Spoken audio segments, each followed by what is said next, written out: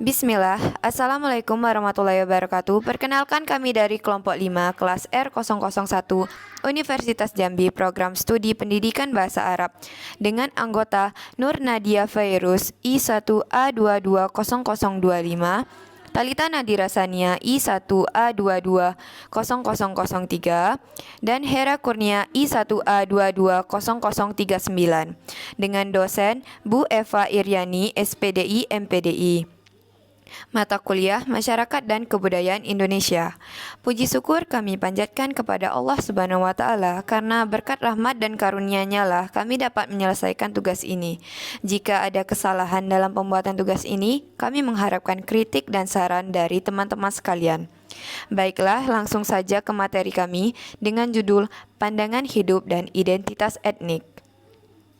A. Pengertian pandangan hidup. Pandangan hidup adalah pendapat atau pertimbangan yang dijadikan pegangan, pedoman, arahan, petunjuk hidup di dunia. Pendapat atau pertimbangan itu hasil pemikiran manusia berdasarkan pengalaman sejarah menurut waktu dan tempat hidupnya. Pandangan hidup merupakan suatu dasar atau landasan untuk membimbing kehidupan jasmani dan rohani. Pandangan hidup sangat bermanfaat bagi kehidupan individu, masyarakat, atau negara. Semua perbuatan dan aturan harus merupakan pancaran dari pandangan hidup yang dirumuskan. Pandangan hidup sering disebut falsafah hidup. Falsafah berarti cinta akan kebenaran, sedangkan kebenaran dapat dicapai siapa saja.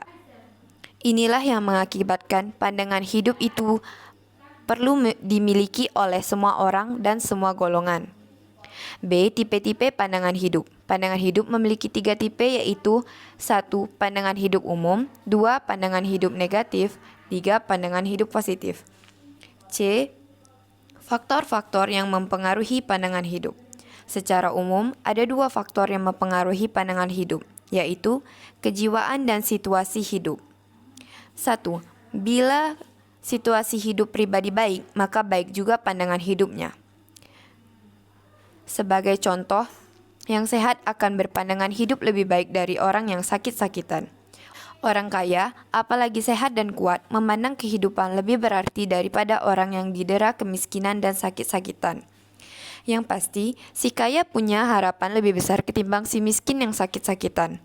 Sementara itu, faktor lain yang mempengaruhi pandangan hidup manusia adalah jiwanya masing-masing.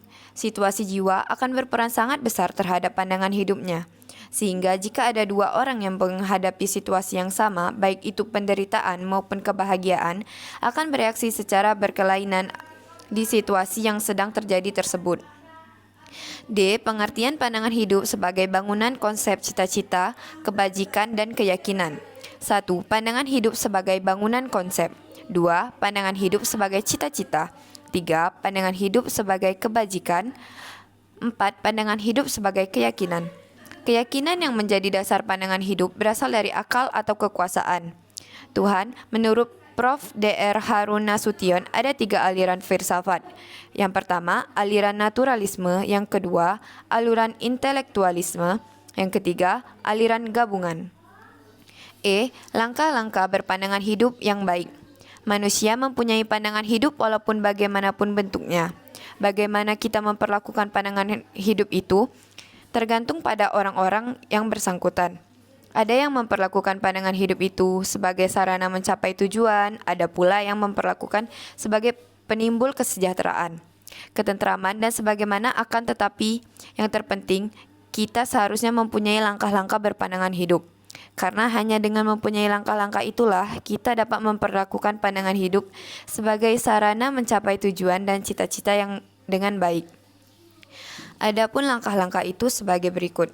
1. Mengenal, 2. Mengerti, 3. Menghayati, 4. Meyakini, 5. Mengabdi, dan 6. Mengamankan.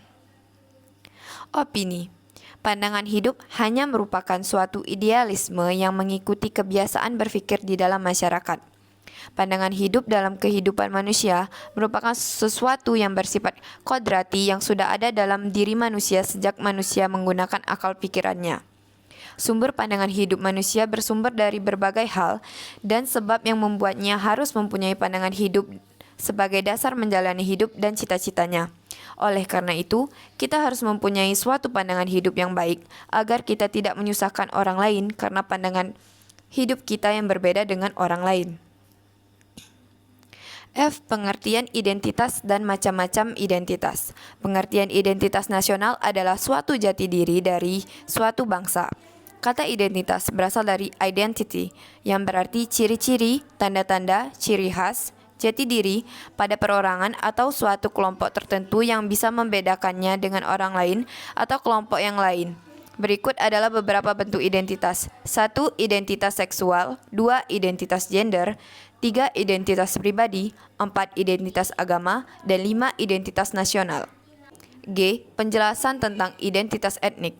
Kelompok etnik, etnis, atau suku bangsa adalah suatu golongan manusia yang anggota-anggotanya mengidentifikasikan dirinya dengan sesamanya, biasanya berdasarkan garis keturunan yang dianggap sama. Sekian, terima kasih atas perhatiannya. Mohon maaf jika ada salah. Wassalamualaikum warahmatullahi wabarakatuh.